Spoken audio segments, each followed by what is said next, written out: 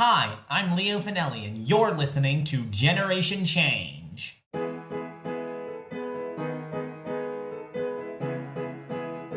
It's 2024, and we're starting the new year off strong by introducing you all to Bailey Hoehne. Bailey is a 16-year-old Gen Z political strategist from northwestern Connecticut. She is currently a junior at Torrington High School, chair of the Connecticut High School Democrats, and chief of staff for Voters of Tomorrow, the same organization that our previous two guests work with, so we're kind of continuing the saga. Bailey and I chatted about how she got into politics early on, her leadership roles, and Taylor Swift. Our first episode of 2024 starts now. So, tell me about your mom and your grandmother. I understand that both of them have served in political office. Yeah, so my mom is a union organizer and pretty much got that job right out of college. So she basically organizes, like, for the most part, like cannabis workers, grocery stores in the area. And she's also elected to our city council here in Torrington. I live in Connecticut, which is a very blue state, but the town that I live in is very much not. So she is in the minority on that. And then my grandma is also on the Board of Education. My mom is actually no longer running for city council this year and running for a different elected position instead, but still, I've kind of always had like that local government influence on my life. Are you allowed to tell me what position your mom is running for? Yeah, so she's running for constable, which is like means pretty much nothing and it's very much outdated. If you look it up, it's like really funny. It used to be like police officers like 200 years ago. I don't even know. I really don't understand it. No one really does, but she's running for that. So, you grew up in Torrington, Connecticut. Where is that?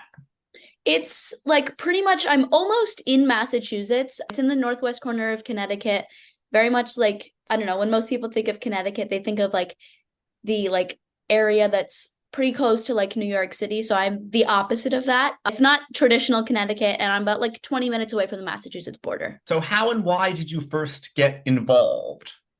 I mean, honestly, it's like people ask me this question and I don't really know how to answer it because it kind of just happened. I mean, I know a lot of people say that, but like, I mean, I am very close to where Sandy Hook happened. And I was the same age as all of the kids that died that day when it happened, which always just kind of left this impact on me.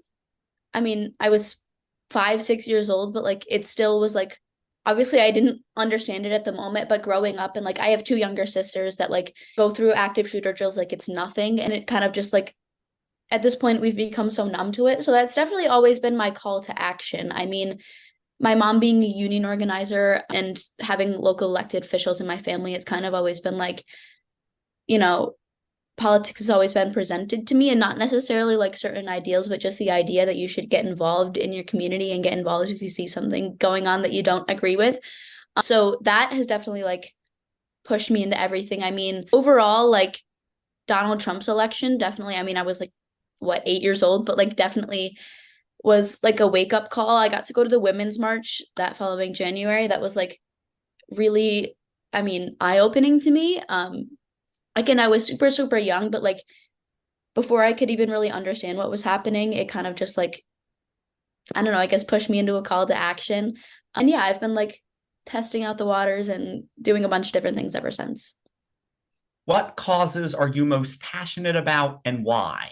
I mean, definitely gun violence. That is just like kind of always been super, super important to me. I guess my driving issue when I go into any sort of work, whether it's gun violence prevention related or not. Also, like, I think just youth rights in general. A lot of the work I do is just centered, like, not around party, but just youth and young people in general, especially Gen Z. And aren't you on your high school student council? So yes, actually, funny story. I served on there for the first 2 years. This year, I'm actually doing online school for my junior year for a bunch of different reasons, not necessarily just politics, but mental health and everything altogether. It was just the best decision for me. But I'll be going back to public school next year. So I really liked my first 2 years on the student council. And I kind of like, I like to think I take more of like an executive like leadership role in like life, I guess. So yeah, it was kind of just like a natural for me. It was pretty difficult when you're running, I guess, in like high school student council because you're basically running against your friends. So it's not like you're going to throw out attack ads. But I mean, I think like just the basic things that you think about that are so simple, just like talking to everyone. I've been pretty involved in politics in that realm since like middle school. So a lot of kids know that like I kind of can like, I guess, campaign because that's a lot of what I do. So that definitely helped me, but also just like talking to students, like obviously silly things like making posters and reposting a social media story, like that sort of stuff too. And you're the Connecticut State Chair for High School Democrats of America. How did you get that position? So I was kind of a long story. So the former chair was graduating and going to college. So we needed a replacement in the first place. And I had been running my local chapter for the year prior to that. So it kind of just made sense. I ran an uncontested election, which was very great and very easy. And I've been in that position for 2 years now. Hmm. And you're also the National Chief of Staff for Voters of Tomorrow. What do you do in that job? I mean, it's definitely like a lot of like day-to-day operation stuff. I get to meet with so many cool people, and especially like for my age, I just celebrated my 16th birthday 2 weeks ago. Like it's definitely cool to be in like, I guess like to take a quote from Hamilton, like the room where it happens, kind of like being around these really important and influential people, whether it's just like figuring out logistics about how things work or just like talking bigger political strategy in general. I mean, I really, really enjoy what I do there and get to meet so many amazing people. You've gotten to meet several members of Congress. Which ones? I mean, I am super close with the entire Connecticut delegation. So that's our 5 members of Congress and then Senator Blumenthal and Senator Murphy. I've had the opportunity to lobby Congress, I think twice now. So that was obviously a great opportunity to meet a ton of members. And then also just like within Voters of Tomorrow, we just had our summit over the summer where we got to welcome like Congressman Maxwell Frost, which is like super great because he's Gen Z, which is like super cool to me. And then like Speaker Emerita Nancy Pelosi and stuff on top of that as well. You're only 16 and you can't vote yet. And with everything you do around voting and encouraging others to vote, how does it feel knowing that you're not yet old enough to do it yourself, but you're doing so much to make sure that other people can and that other people do? How does that feel? It's definitely super frustrating. I mean, think about like working on a project for like basically years and then not being able to like participate in the results of it. But I think like I like to feel like my impact is being made through the work that I do. I mean, if I influence even just like 5 people in local elections to vote for someone that I care about, my mom, for example, then I feel like that's enough. I feel like I can kind of count that as my vote in a way, and that I'm participating and, persuading people on how basically I would vote. It's definitely frustrating though. You can work at 16, you can pay taxes at 16. It kind of makes sense that you could vote at 16. We're seeing these Republican candidates like Vivek Ramaswamy, for example, like suggesting that we raise the voting age to 21, which is just insane to me. Like there's no reason you should be able to serve in the military and not vote. If this is going to impact us younger people as much as it will, Exactly. why can't we have a voice on it? 1000%. Yep. So let's change the subject. I want to talk about something else now.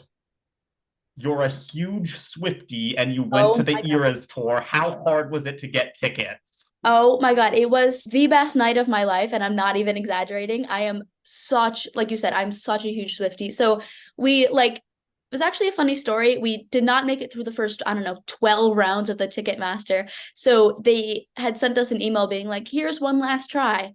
And I ended up just like putting my credit card information in and then ended up with very expensive floor tickets the next week, which was not necessarily how I wanted it to go. But, I was 16 rows from Taylor Swift for my best friend's 16th birthday, and it was the best night of my life. But you were at the stop at Gillette Stadium where the Patriots play. Wasn't that the one where it rained hard? So I was the day after it rained super hard, but I had a ton of friends that were there caught in like giant rainstorm. But on my show, because it had rained so hard the night before, the piano broke. So for her surprise song, she had to do 2 on the guitar, which I'm not complaining, but it was definitely like, it was so funny. If you got to meet Taylor Swift, what is the first thing you would say to her? Oh God, I mean, I'd probably cry. I love that woman so much. But like, I mean, I think she wrote the song called Only the Young that I really resonate with. Let's go back into politics for a second here.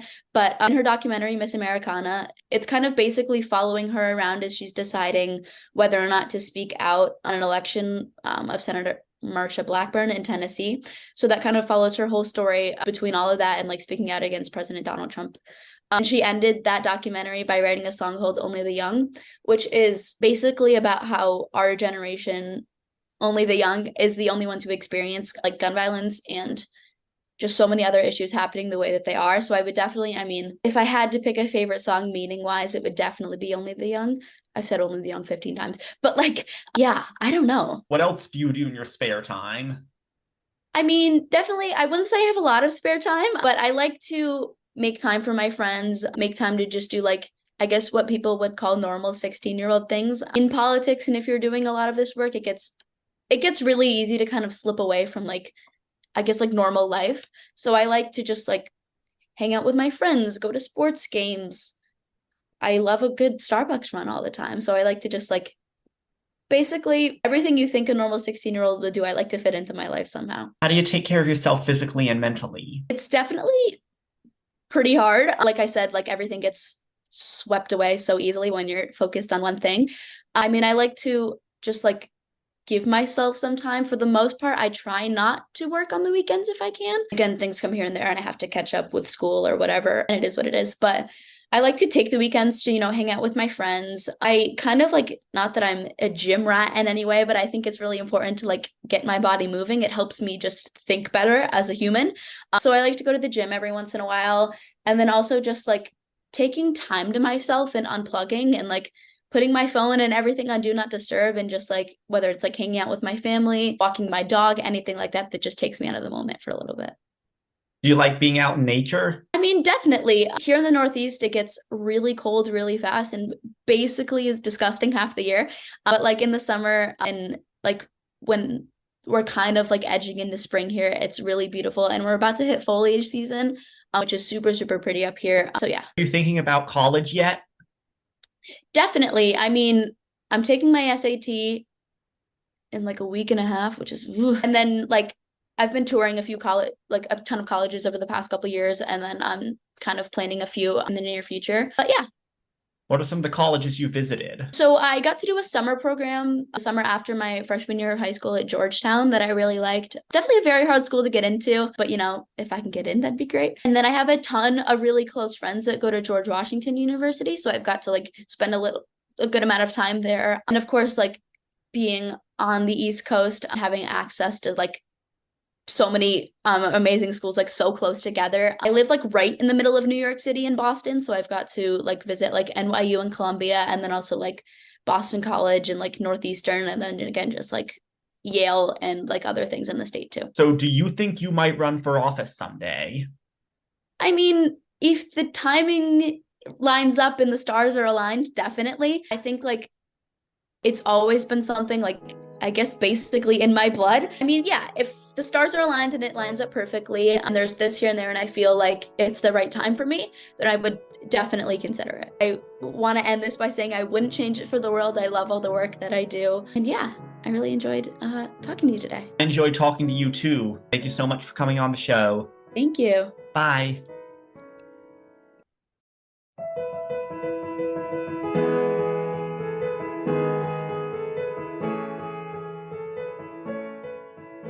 Politics have been a big part of Bailey's life since the beginning.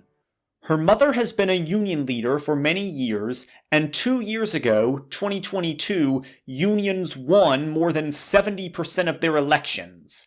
Let's get that over 90% in 2024.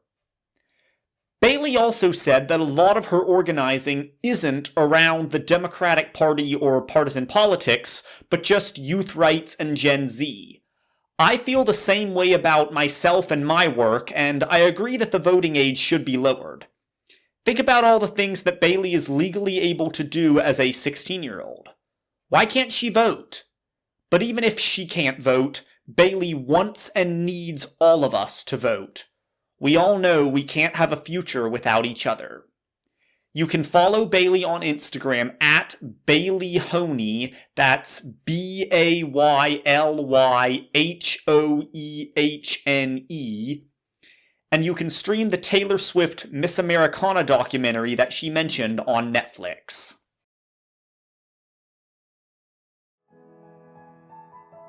If you'd like to recommend someone to be on the show, or if you would like to be on the show, email us at generationchange@leofinelli.com. Please follow us on Instagram at GenChangeWithLF. That's at GenChangeWithLF. Subscribe and review wherever you get your podcasts, and share this with your friends and others. Generation Change with Leo Finelli is hosted by Leo Finelli, executive produced by Julie Finelli, and edited by Nick and Leo Finelli. Our original music was composed and performed by Leo Finelli. Thank you so much for listening.